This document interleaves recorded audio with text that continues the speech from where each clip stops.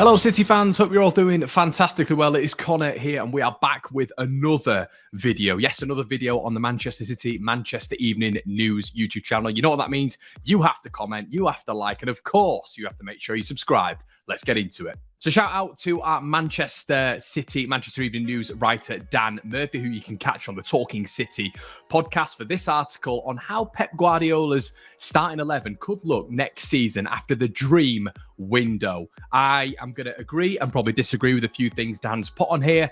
Let's get into it. Now, City fans, there are a lot of priorities in the summer transfer window. I think we're all very, very aware of that. And there's still so much season still to be played for Manchester City, where so many things could be altered. Players leaving because of the season end position, players coming in because of the season end position, and potentially a Champions League win.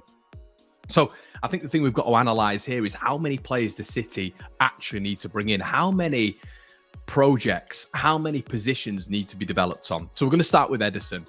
In the specific article that we're referring to, Dan has kept Ederson, and I completely agree with him. The reason behind this is because in the years that City have had Ederson, I really can't think of many mistakes outside of this particular season.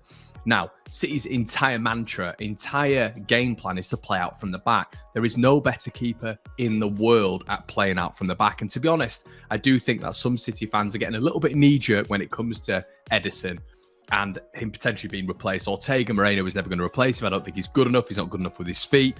Ederson is by far superior.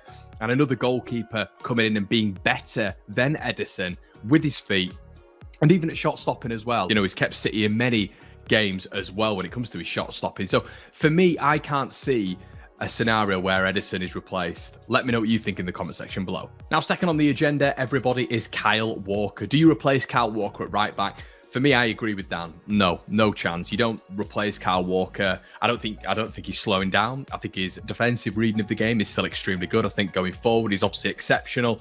I think his crossing has always been questionable, to be honest, at points. And I think sometimes his positioning is a little bit off, as we've seen this season. But I think overall, Kyle Walker is nearly the full package when it comes to a fullback in the Premier League. So for me, you can't replace Kyle. Now, this is where it gets tasty. So we're looking at a back two. We're going from right to left. Naturally, Diaz is there. Future captain, and just a colossus, an absolute colossus when it comes to Manchester City.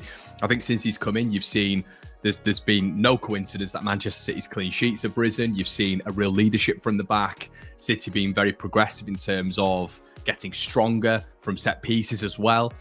I think he is an exceptional centre-back, still very, very young, and hopefully he's going to be at City for many years. Now, his partner is something that is going to be contentious.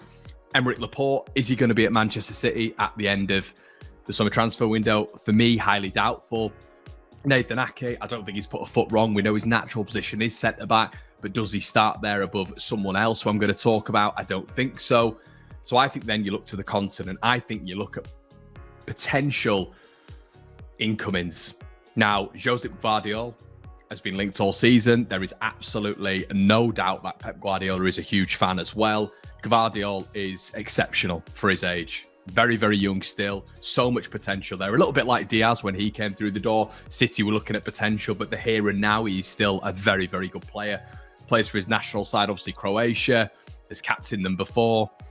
And I think he's the full package when it comes to a left-sided centre-back. He can play out from the back. He's physical. He's very consistent when it comes to ball retention and a successful rate when it comes to tackling as well, and marking big players out of games, apart from Erling Haaland.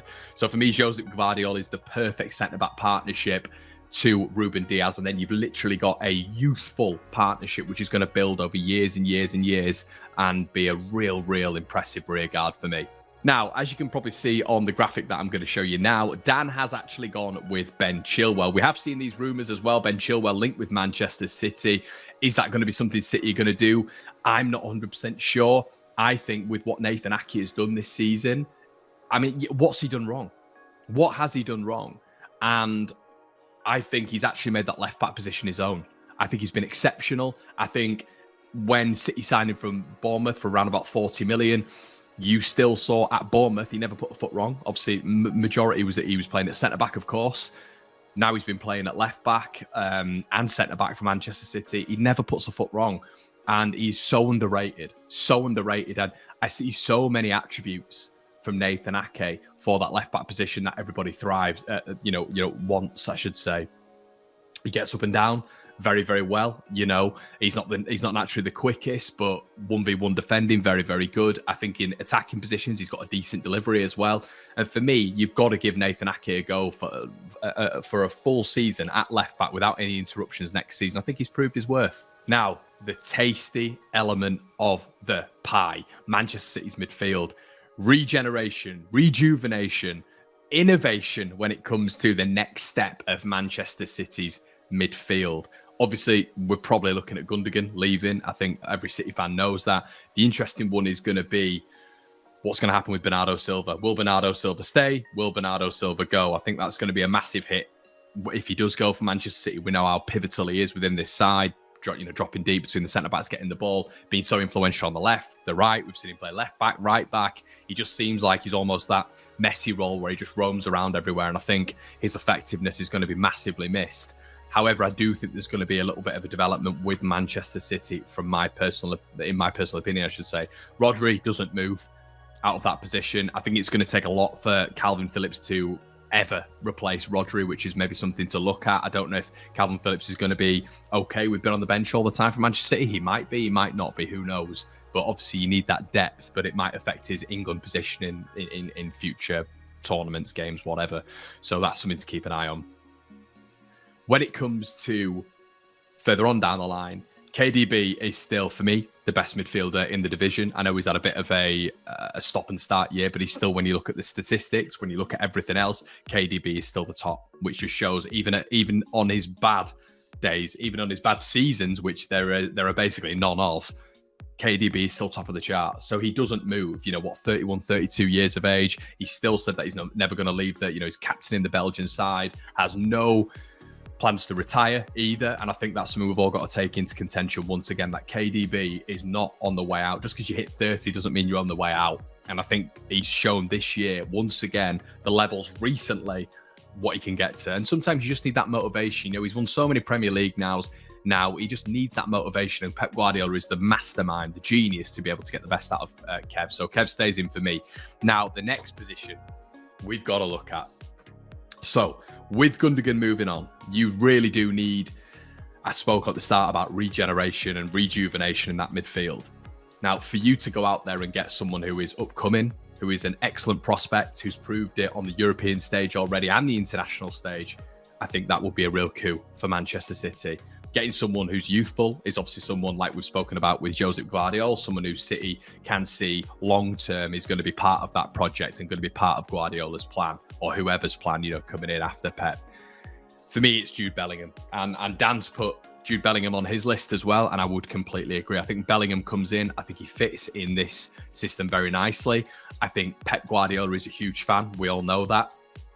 And so far, I think it will be a very risk-averse signing, because even though it's been quoted 100 million, I still think City get that one done. I still think he would prefer to come to Manchester City. I think he's been very brave as a youngster and gone out to Germany above going to Manchester United, if you're to believe reports. And I think it's very, very good for his development to be able to come back to the Premier League, the best league in the world, and to really test himself there. I think Guardiola endorsing how brilliant he is, Haaland being there, him coming back home and only been an hour or two from Birmingham, I think he's going to be huge for him as well. So for me, Jude Bellingham comes in, hopefully in the summer, and that will be the start for me of the rejuvenation of potentially a new young look midfield for Manchester City for years to come. And for me, everybody, the same front three. The same front three, please. Foden, who's had a bit of a stop and start season, but he's come to light at this moment in time. And listen, when Foden has come to light, this is when City have gone like that. Similar to when Diaz has come in, City have gone like that. Similar to when Kev has come back into form, City have gone like that. But Foden has been the catalyst for me over the past sort of month. He stays in all the time, and I think City are going to be able to get a real cohesiveness in that front three now, real synergy. The argument is obviously with Mahrez.